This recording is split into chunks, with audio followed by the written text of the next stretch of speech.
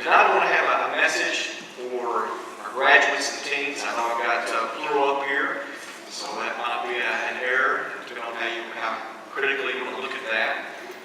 But anyway, I didn't want to have just, out of all of us here tonight, I didn't want to have just to single out Cody, and Cody, this lesson's for you. So you listen up, Cody. This lesson's for all of us, and I know that we have other young people in the assembly, and hopefully something that we said we benefit to all of our young people and to all of us as we seek to live for the Lord day by day. I had the opportunity to, Betty and I, to go to the graduation yesterday in Perry, and some of the things that we will speak and say tonight will draw from some things that were said yesterday by various individuals that spoke, but with a spiritual application. That is the intent, at least. And one of the things that recurred yesterday as various individuals spoke, whether I didn't know all the people that were speaking, perhaps it was a principal, perhaps it was somebody with the Board of Education, the superintendent, etc.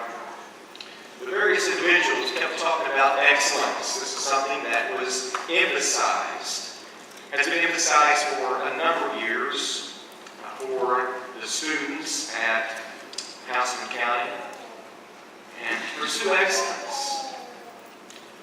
Perhaps it has become somewhat of a motto for them to pursue excellence. You know, we appreciate education. We appreciate the efforts of our principals and our teachers and all the staff in teaching us, teaching our children how to make a living. That's something that is of vital interest, something that is so important, that our young people learn how to, they learn how to use their minds, learn how to study, learn how to engage in research.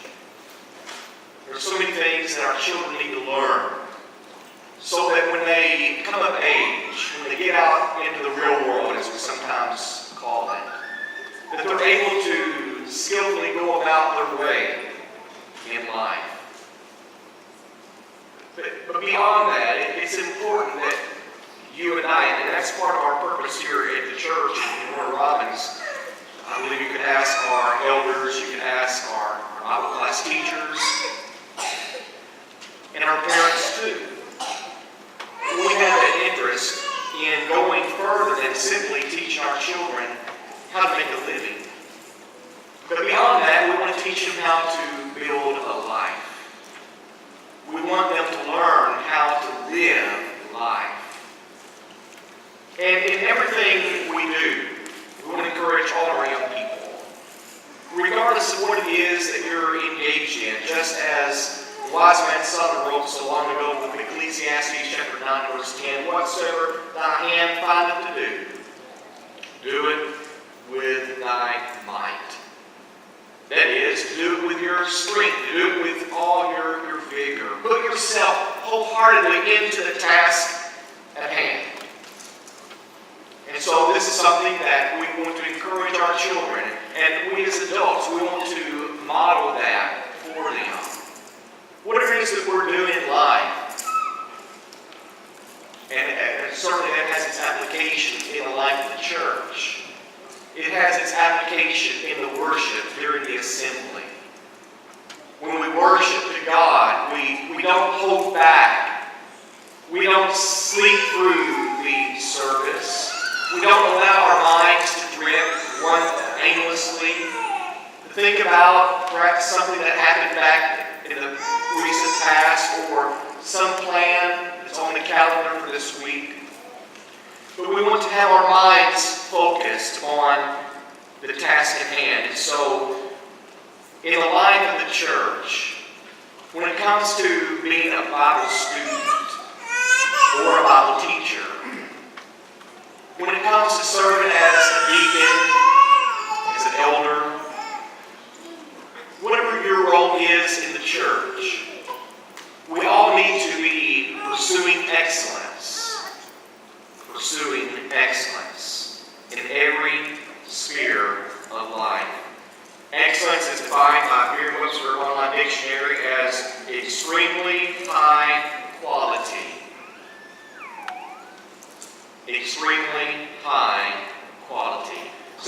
I want to be at our best. We want to do our best in our service. If I'm reading Scripture, if I'm leading singing, I want to continually be trying to become better in that task. Giving high quality, the highest quality that I possibly can to glorify the one who made me. Another expression that was used there yesterday is something that they have heard repeatedly through the years. This phrase, bear down. And we heard that expression no less than 2 or 3 times through the course of the ceremony. Bear down. And Merriam-Webster Online Dictionary defines it this way: to exert full strength and concentrated attention, to emphasize. And so there is a blending of the previous one of pursuing excellence, to exert full strength and concentrated attention. So with reference to the children in their classrooms, there were things they needed to engage their mind on as the material was being presented on a given day. Again, they needed to come with energy, their minds ready to be sharp, and to be able to focus upon what is being taught, and to be able to communicate, perhaps in answer or question various things that are being said by the teacher, to exert full strength and concentrated attention. As Bible students, whether we're in assembly or Sunday school or Wednesday Bible study, you and I need to be exerting the full strength of our minds, giving concentrated attention to the Word of God. Again, we need to be focused. We need to be storing up the Word of God so that we can be like the psalmist, as he described in Psalm 119. Thy Word have I hid in my heart that I might not sin against thee. Again, in everything that we do, we're pursuing excellence, we're bearing down, we're exerting full vigor, full strength, and attention. The emphasis is where it should be. And as the people of God, our emphasis is not just upon the secular. Our emphasis is not upon the material. Our emphasis is not upon the political. Our emphasis is not upon entertainment. Our emphasis is upon those things that are high and holy, those things that are noble, those things that allow us to transcend, to ascend above the level of the world, as we sing sometimes about walking on a higher plane. A higher plane that I have found. Lord, lift me up, lead me on to higher ground. You and I need to be walking on higher ground. We're not walking in the paths of the world. We're not embracing the values of the world, but we embrace the spiritual values that God has given to us. Bear down. Another thought we shared yesterday, at least in passing, was that you need to be making a difference in the world. Make a difference. We're not here to be served, but we're here to serve. We're here to aid, to comfort, to bless. The Bible says our Lord in Matthew chapter 20, verse 28, even as the Son of Man came not to be ministered unto, but to minister, and to give his life a ransom for many. Jesus came to make a difference in this world. And you and I are his disciples. You and I are his followers. And we're here to make a difference in the world. To be considerate. To be compassionate. To bless. There are those around us, so many people who are hurting, many who are less fortunate. And you and I, day by day, have the opportunity, if we will watch for the door that God has opened to us, an opportunity to serve and to make a difference in the heart and the life, not only of our church family here, but the world at large. Are you seeking to make a difference? Let's not sit idly by, waiting for the world to pass on. You see, it's so easy to sit back and just, as on a merry-go-round. You remember years ago on the playground, riding the merry-go-round. Sometimes you get a little dizzy, maybe a little nauseous. You get going a little bit too fast. It's fun. It can be fun. Sometimes it's fun to ride on the merry-go-round. But you're not really gaining any ground. You're not going anywhere. You're just going in a circle.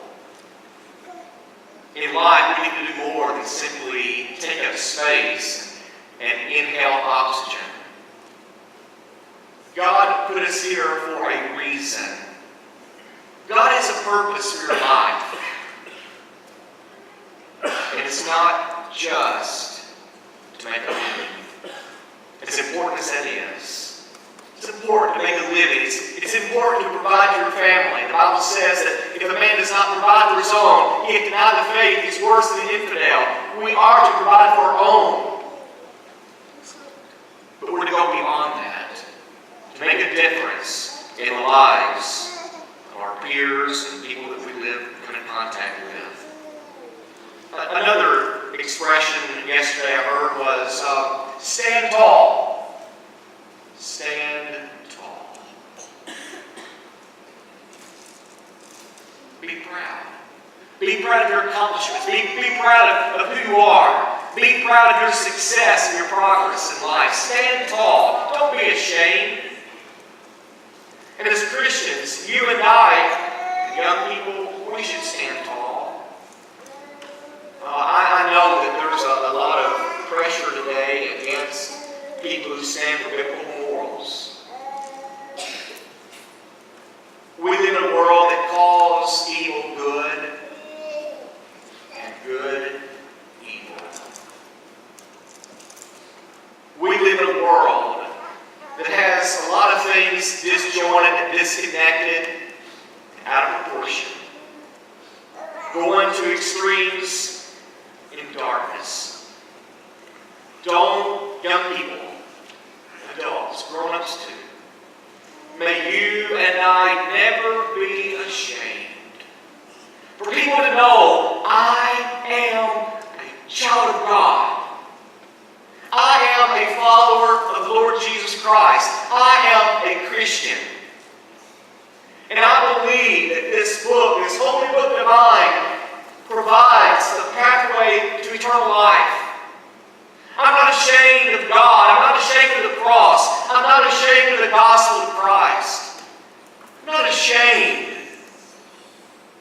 I'm not ashamed to stand for my convictions. I know the difference. You've been taught by your Bible class teachers. You've been taught by your parents. You know. You know the difference between right and wrong. Don't be ashamed to stand up for your convictions. Stand tall. Stand firm. Hold your ground. Stand fast with the Lord. Leave a great legacy. This word legacy is a word that we've been using quite a bit as of late here at Warner Robins. And there's a number of individuals among our family and those who've gone before who have been recognized recently as leaving a legacy for their families, and for the church family too. Young people, you need to do some thinking. You need to give it some serious thought, some planning about what you are going to do with your life. Will your life, will has given it. What will your legacy be? There's coming a day, Jesus may come tonight. I don't know when Jesus is coming again. And I don't know how soon that you and I may pass from this earthly scene. But if time continues and the Lord delays His coming, you and I are going to pass to the other side. I mean, death is an appointment, Hebrews 9:27.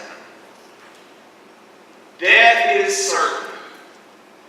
And when that time comes, what will be the nature of the legacy that you and I have left for our sons and our daughters?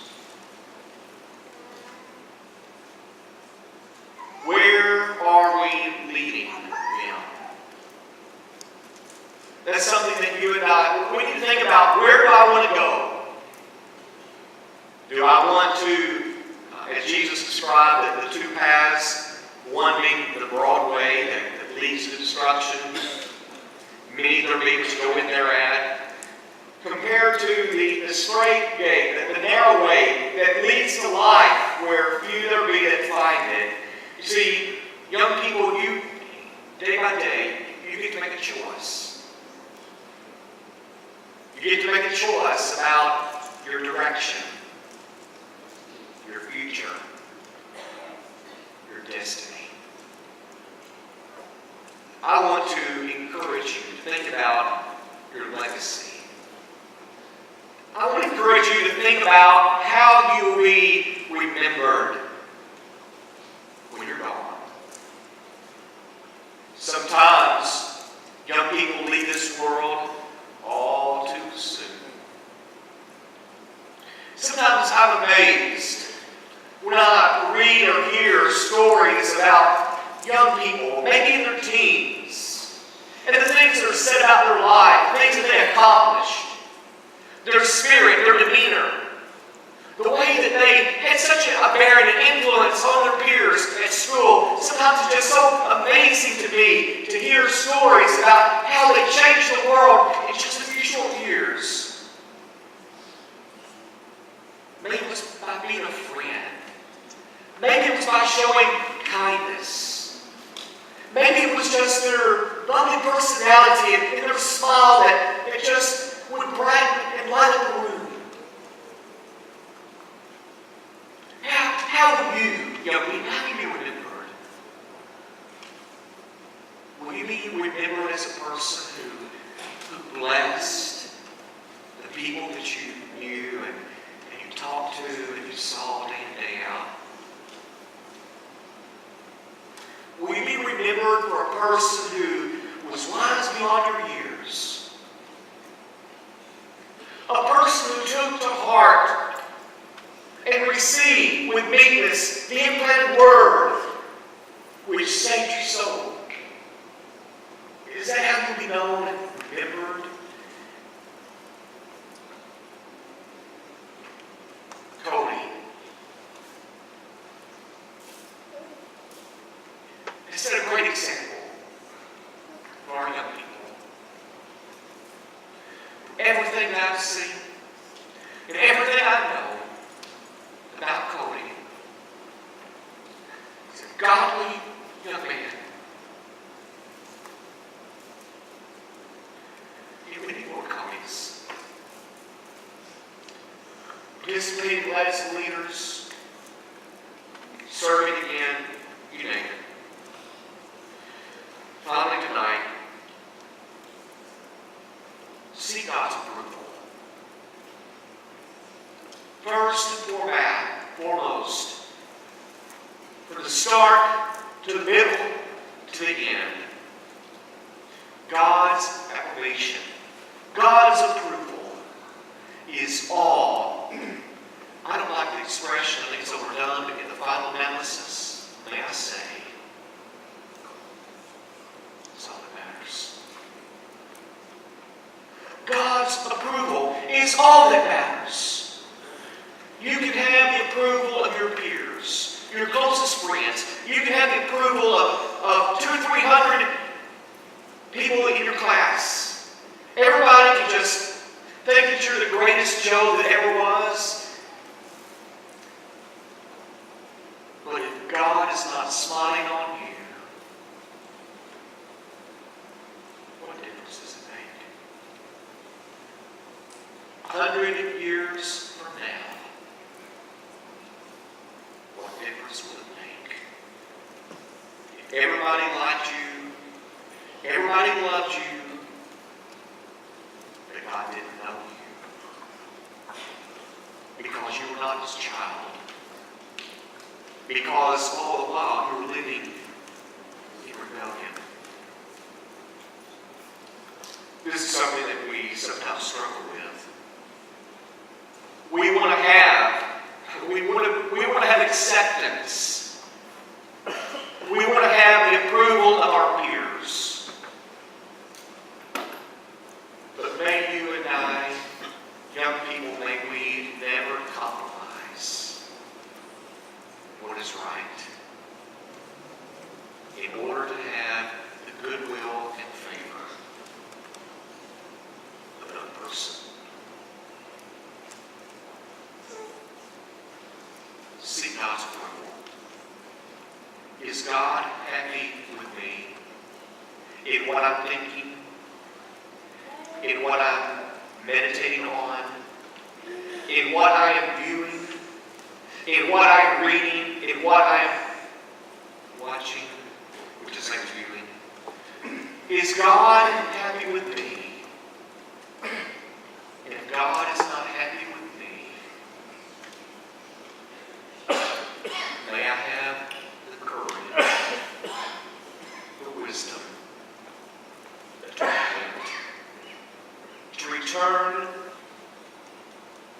to turn away from error, from evil, from ungodliness.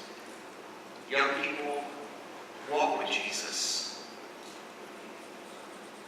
Give Him all you have to give. Because that's what He gave you. He gave you His all. That you can live here and now and forever. Are you a Christian? Have you been washed by the blood of the Lamb? Do you need cleansing tonight? Do you need to restore your first love? Would you come as we stand?